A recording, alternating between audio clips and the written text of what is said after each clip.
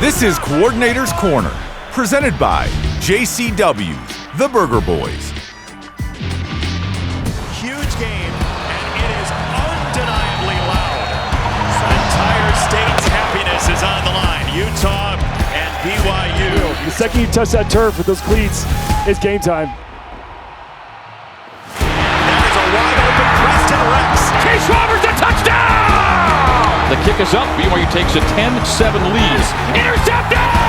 Touchdown! Kingston! There's a bear on the loose in Provo.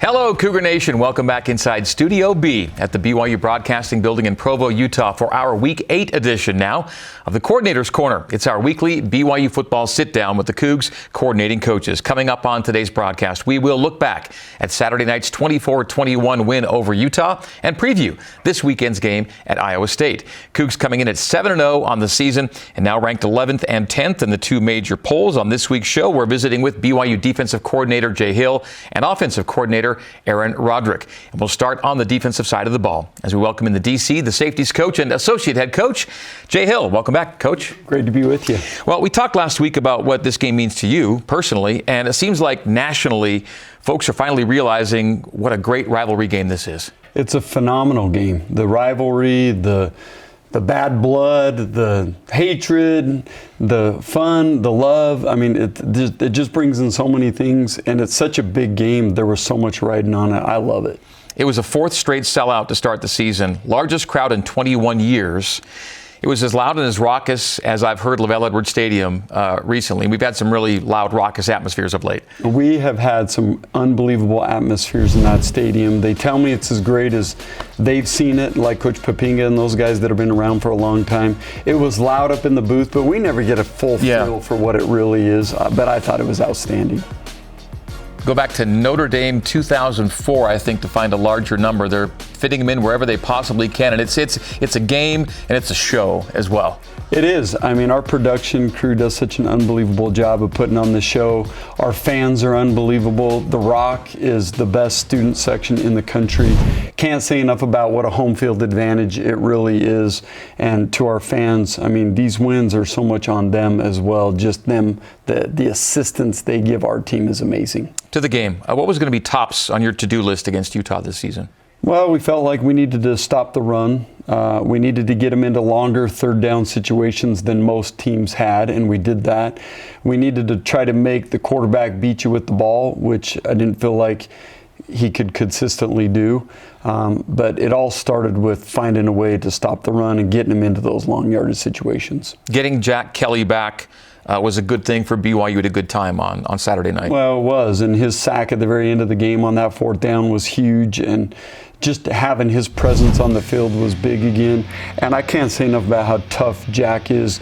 There's no way most people in the country are playing with the injury he had, and he was back fast and right back in there where we needed him. As it turned out, giving him that week off at Arizona was pivotal, wasn't it? Well, it was necessary. He just wasn't quite ready, and like I say, to be ready in 2 weeks after the injury he sustained was a tribute to how tough he really is. You talked a bit about him. What was your read on Devin Dampier coming in? You mentioned a couple of things there. What did you think he was doing well that you felt you could work with? Well, he does a great job managing their offense.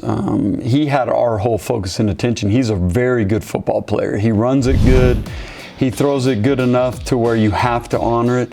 The biggest thing is he has absolute control of what they do offensively, and he sees it well. So those things are tough to stop when you got a guy like that, and now they're always +1 in the run game in the box. That's a difficult thing to stop.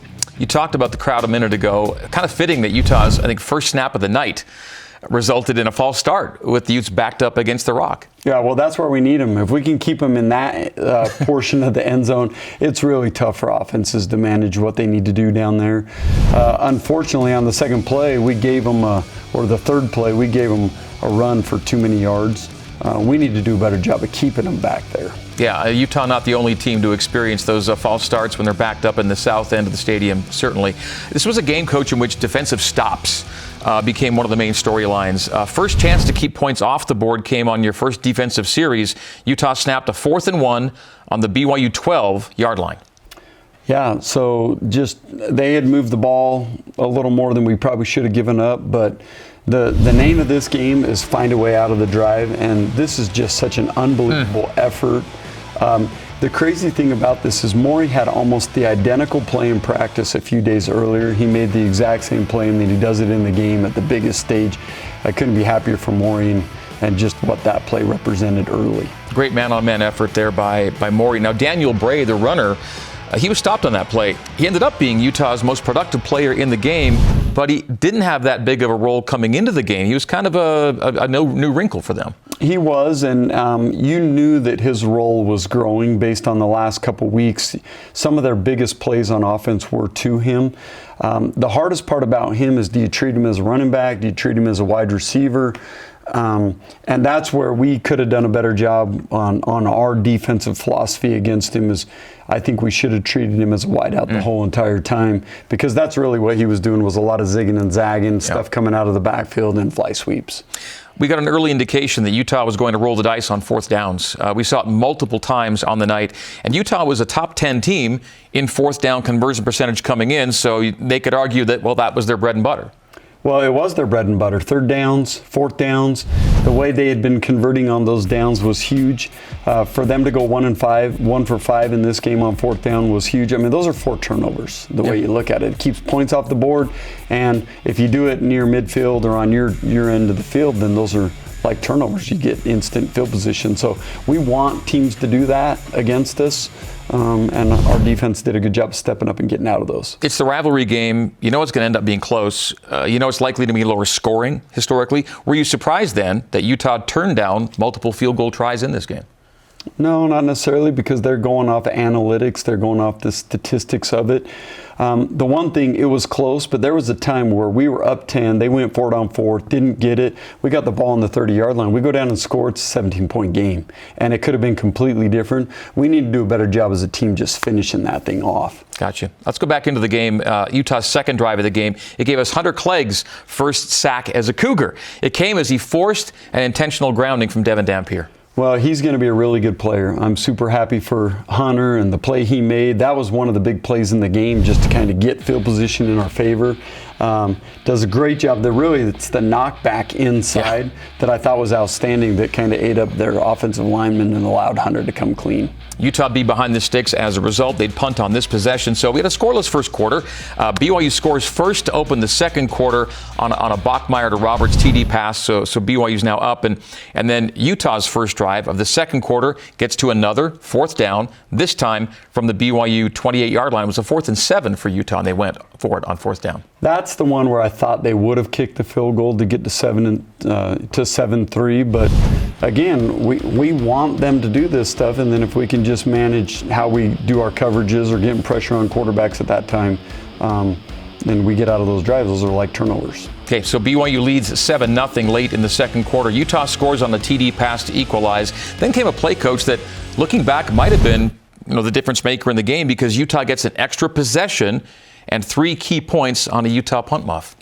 Well, we talk about the importance of special teams all the time, and so do they. And these turnovers were going to be critical in this game. And in that situation where they had got momentum back, to lose it right away was a huge play in this game. And so the punt may be a little shorter than you expect from Sam, but it works out in BYU's favor on the rush up by Carvalho, the muff, and then the recovery. Yeah, I mean, the reality is for them, you can't field that ball. You either got to fair catch it and come up harder earlier, or you got to just let that one bounce. And but you can't make that mistake in that stage. BYU gets a field goal off the ensuing drive, and in a game you win by 3 points. That sequence ends up being pretty important when you look back on it. Oh, that's huge. And then it helps you win the momentum going into halftime. Because they were going to get the ball to start the second half anyway. They could have had that middle eight pretty locked down if they don't muff it there. Right. Yeah. They had 2 minutes there to go on a drive. If all of a sudden they get points at the end of the half and they get ball to start the half, we talk about those middle 8 all the time. That was a huge play in our favor in that game. So 10-7 lead at halftime now. Heading into Saturday, BYU under Kalani was 35-1 at home with a halftime lead. It's now 36-1. How did you feel about the defensive performance through 30 minutes? Well, good. Really, through the first 3 quarters, they had 7 points, and one of the offense that had been highest scoring offenses in the country, to hold them to 7 points through 3 quarters was a big deal. They had got too many yards on us. We did a good job of getting out of drives, and that's something that we still can get better at on defense, is just eliminating some of those conversions that they got where we really had them pinned even more so than the game showed. Well, when we come back, we'll cap off our look back at Saturday's game and get defensive and special teams players of the game. Continuing our conversation with BYU defensive coordinator, safeties coach, and associate head coach Jay Hill. Wrapping up our recap of Saturday's 24-21 win over Utah at a sold-out LaVell Edwards Stadium. With the win, BYU now 7-0, 4-0. And atop the Big 12, Cougs headed to Ames to face Iowa State this upcoming Saturday. We headed to the break of this show with BYU ahead 10-7 at the break of Saturday's game. Let's close the book on the second half by looking at some of the bigger plays of the second half, and there were a lot of them. Great start to the second half for the defense. A 3-and-out in less than a minute off the clock. The second drive of the third quarter for Utah got to another fourth down gamble, another turnover on downs. But earlier in the drive, a bizarre play that was almost a turnover and ended up being a 50-yard gain. Yeah, it's crazy too, because I felt like we were in the perfect coverage for the play that they ran, and Jack just kind of fell off of coverage a little bit. The tight end really should have been completely covered. They end up completing it down the sideline, and then we create the fumble, and then they get another 20 yards or so after the fumble, which is crazy because it goes right into the wide receiver's hands. But these things just tend to happen, it seems like, in these rivalry games. So a few plays later, and it was crazy because you've got the rake here, the ball's popping out, and right where it had to go for Utah, it did end up being 30+20. A few plays later, though, 4th and 3 at the BYU 8-yard line, and again, the Utes decide not to take the points, and you take advantage. Well, we did. And one thing I'll say is just on that last play, Tanner Wall's tackle on that to make them have to keep driving was a huge deal, and we later get out of the drive. But again, these fourth down stops, you just can't. The importance of them is so huge. And we knew they were going to run the quarterback in the red zone. So you can see we're loaded up in the box, do a good job right here of fitting it and really knocking it back. Just backtracking to your Tanner Wall comment a moment ago, came out this morning that Tanner is the co-Big 12 Defensive Player of the Week. Great honor. Much deserved. I think that was the best game he's played since he's been at BYU, and that's a huge deal because he's had a lot of really good games. Excellent. Cougars took a 10-7 lead to what would be a wild fourth quarter. Utah scored early in the fourth. They go up 14-7, but it was the response. Again, we talked about it first half. They grabbed some momentum. BYU took it right back. And here, Aaron Roderick's offense, quick TD drive, and then BYU's back in front 17-14. Utah's lead did not last for long. Well, I've said this multiple times on this show that the offense has done a phenomenal job all year. They've controlled the clock. They run the ball. I think schematically they do things that are very hard for the opponents. They've done a great job with that stuff, and can't give them enough credit for just how they took momentum back in this game both times was huge. And here's where the game, I think, turns. It's right after BYU retakes the lead. Tanner Wall comes up with his second INT of the season, 5th of his BYU career on a 2nd and long for the Utes. Well, that was such a huge play in this game, and really, that was the eruption that from the press box, you knew this was loud. I mean, this was crazy. We get all momentum back here, and then we later get another stop on 4th down where we got field position. This is where we need to put the game away. Go up 17 on one of those drives and put the game away. So you could argue defensive play of the game here by Tanner Wall. But what was the offense going to do with it once they got the ball back? Well, again, they come right down and score. Maybe the offensive play of the game, let's call it that, would be the 3rd and 11 from the Utah 22. Bear Bachmeier would simply not be denied. How much fun did you love watching this from the booth? Well, you talk about a competitor. Bear Bachmeier's competitive. He's tough. Whatever it takes to make the play to win it. I mean, he's shown it in this game now. He showed it in the Arizona game, the play before. Hopefully our fans are embracing him the way they should because he is a special competitor. What a great run, and a little help from his friends at the tail end. You love to see that too. It was a team effort at the goal line. Well, if you watch Waylon Lapawaho's effort on this play, I love the way Coach Woods has the offensive line playing right now. They're playing nasty, they're physical, they're finishing blocks down the field, and they're helping escort Bear into the end zone. What a play. So Utah now needs 2 scores. And the Utes' next drive featured 2 great BYU defensive plays. The first was a pass breakup by your leading tackler on the night, Faletau Satawala. Yeah, big hit on the sideline. And those are those plays, again, that on their sideline, big, huge hit. These are the ones that just kind of put the nail in the coffin, where the sideline, you can just see they're kind of devastated. They don't know what's going on, as we're being the more aggressive team. It was a violent collision, but a legal collision. That's a great hit. 100% that's a legal hit. And that's how we want to tackle in. That's how you want to tackle in college football. That's what the game's all about right there. So then, after that, it was a 4th and 15, and it was time for Sack Kelly. We talked about Jack earlier, the importance to this defense, but at a big time, you got a big play. Well, we needed him, and that's where he is so special, is coming off the edge. You see his speed right here on, Spencer Fano, one of the best tackles in the country, and Jack comes around him like nothing, and just what a huge play. And this gives us the field position I was talking about earlier. Right. We saw, by the way, Dampier and Bird Ficklin, the backup quarterback, starting to rotate a bit more in the second half, especially when QB run was the call. Was there something going on there? Yeah, Dampier was hurt. Yeah. He had an ankle. He came out more taped up. I don't know exactly what the status of him was, but he wasn't running it nearly as much in the fourth quarter. And we had talked about the accumulation of hits on him was going to be a critical stat in this game. And if they were going to run him, that's hard to defend, but we got to get good hits on him, and I thought we did that throughout the game. Okay, you picked it up. You said you get the ball back, and now it's an interesting decision to make. Leading 24-14 on the ensuing offensive possession, BYU's got a 4th and 5 at the Utah 23. Kalani told us postgame that he kind of went against analytics because he thought BYU could, basically end the game. You go up 17, it's a 3-score game, and it's about over. Well, I actually think analytics had us going for that one on 4th and 10. I didn't agree with that, but at 4th and 5, I do think we go. Okay. Because if you get the first down there, the game's over, you win by 10, right, basically. If you kick the field goal right there, 2 touchdowns still beat you with time on the clock to get that done. And so I think this is the one thing that does ice the game, right? It does. Okay. It does. It ices the game. The game's pretty much over because you're still 2 scores ahead.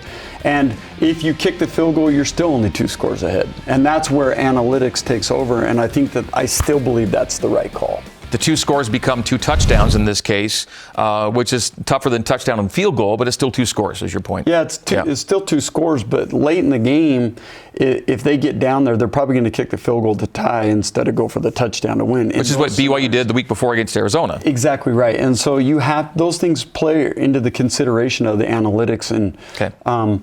I believe in my heart of hearts that was still the right decision. So Utah was down 10. They need 2 scores. They drove quickly for the TD.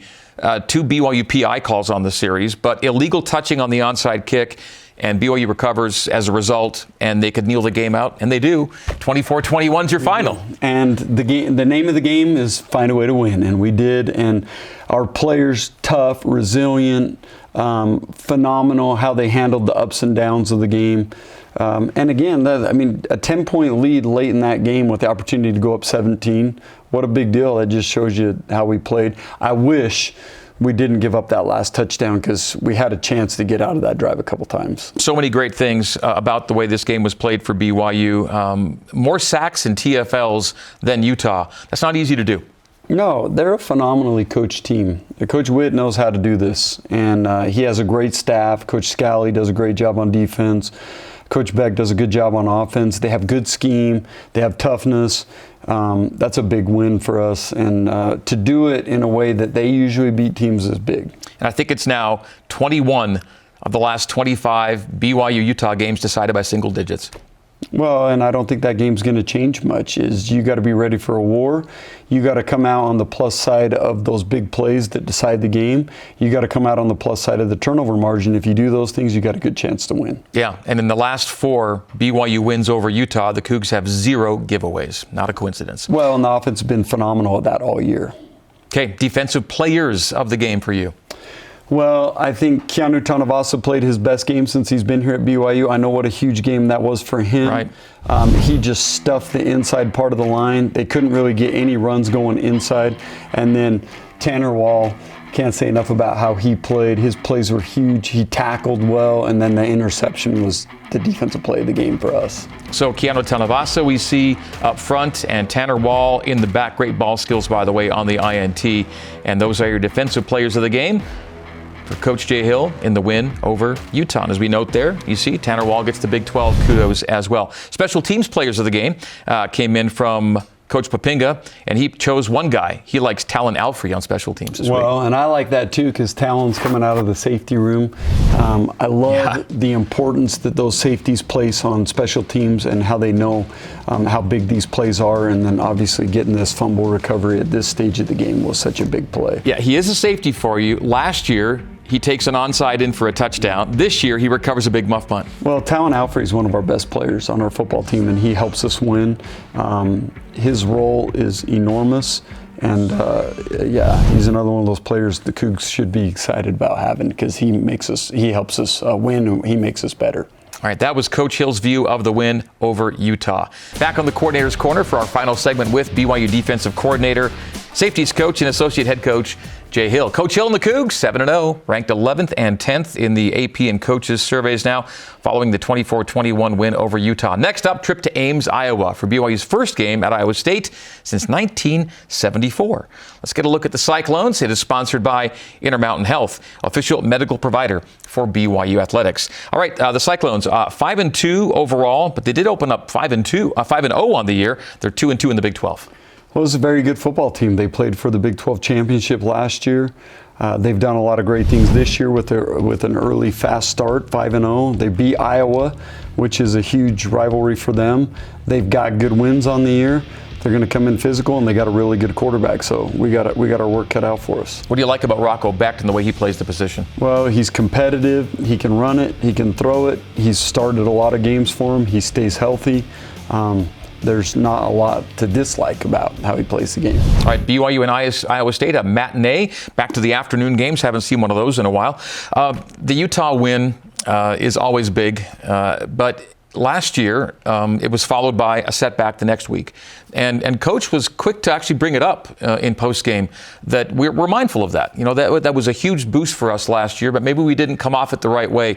Any thoughts on that, about the right way to follow up a win like this? Well, I think on both sides of that, you know, if you think about how Utah handled it last year, they got beat pretty handily the next week at Colorado. Yeah. And we didn't respond with our best effort at Kansas. And I think sometimes the emotions of the game get so high, and then it's easy to sit on your phone Monday night, Tuesday night, Wednesday night, and admire how big the win was.